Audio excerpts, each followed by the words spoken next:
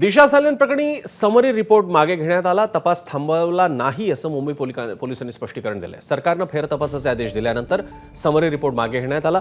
दिशा सालन प्रकरणी SIT चौकशी सुरू आहे. समरी रिपोर्ट कोर्टात दाखल केला होता, पण फेरतपासामुळे मागे घेण्यात आल्याचं त्यांनी स्पष्ट केलंय.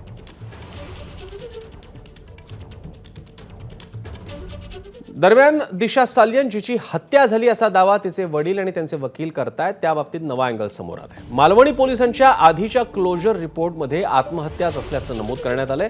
दिशा साल्यन आर्थिक बाबींमुळे अडचणीत होती. वडिलांच्या एका अफेअरमुळे दिशा त्यांना पैसे देऊन थकली होती. दिशानं वडिलांच्या विवाहबाह्य संबंधांबद्दल मित्रांनी सांगितलं होतं आणि या गोष्टींमुळे तणावातून दिशानं आत्महत्या केल्याचा मालवणी पोलिसांचा निष्कर्ष होता. मालवणी पोलिसांच्या आधीच्या क्लोजर रिपोर्टमध्ये हे नमूद आहे.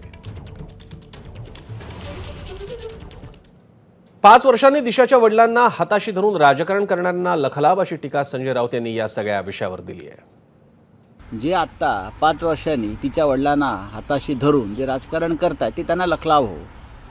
पोस्टमॉर्टम रिपोर्ट कालच आलेला आहे, काही दिवसापूर्वी आला, पुन्हा एकदा प्रसिद्ध झाला. इतर काही गोष्टी येत आहेत आणि आम्ही समर्थ आहोत ना. आम्ही समर्थ आहोत. आदित्य ठाकरे समर्थ आहेत, उद्धव ठाकरे समर्थ आहेत, आम्ही सगळे समर्थ आहोत. अशा घाणेरड्या विषयाचं राजकारण करून जे या महाराष्ट्राच्या पहिल्या क्रमांकाच्या कुटुंबावर, ठाकरे कुटुंबावर चिखलफेक करू इच्छितात आणि पुन्हा बाळासाहेब ठाकरेंचे फोटो लावतात. आम्ही बाळासाहेब ठाकरेंचे विचारवाहक आहोत असे म्हणतात. त्यांना लाजा वाटल्या पाहिजे ते करताना. कोर्टाच्या आदेशानुसार सरकार काम करेल अशी प्रतिक्रिया उद्योगमंत्री उदय सामंत यांनी दिली. तर दिशाची आधी आबरू लुटली, आता तिचं चारित्र्यहनन केलं जातं असा संताप शिंदेंच्या शिवसेनेचे नेते संजय निरुपम यांनी व्यक्त केला.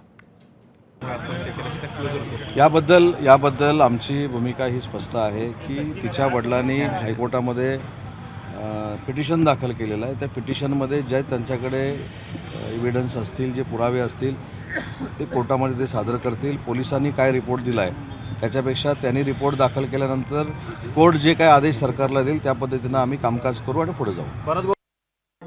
क्लोजर रिपोर्ट किसी ने पढ़ी नहीं है, उसको कोट किया जा रहा, रेफर किया जा रहा है. ये संजय राउत ने बोला है. पहले उबाठा वालों ने दिशा सालियन की लाज लूटी, अब उनके पिता का चरित्र हनन कर रहे हैं. यही चरित्र है उबाठा का और उबाठा के तमाम नेताओं का.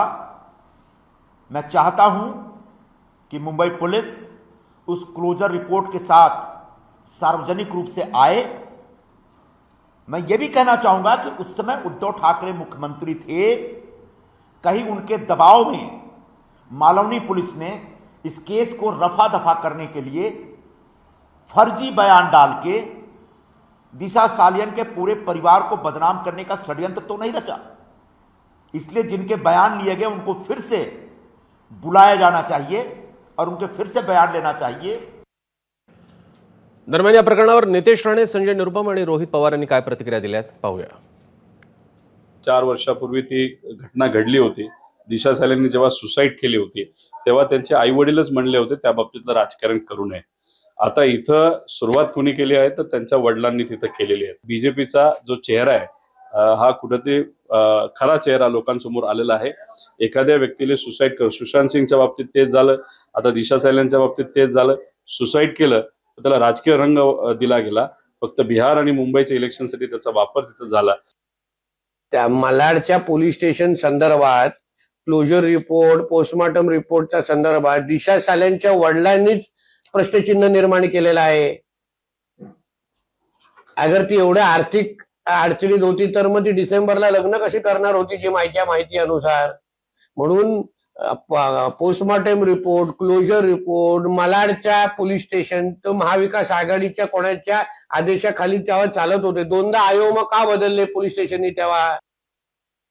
तर मला असं वाटतं की जोपर्यंत पोलीस ही अंतिम निर्णयावर येत नाही किंवा त्या ठिकाणी त्यांच्या आकलनावर येत नाही तोपर्यंत माझ्यासारख्या व्यक्तीने बोलून तपासामध्ये अडथळा निर्माण करणे किंवा तपास यंत्रणेला डायव्हर्ट करणे काही योग्य नाही.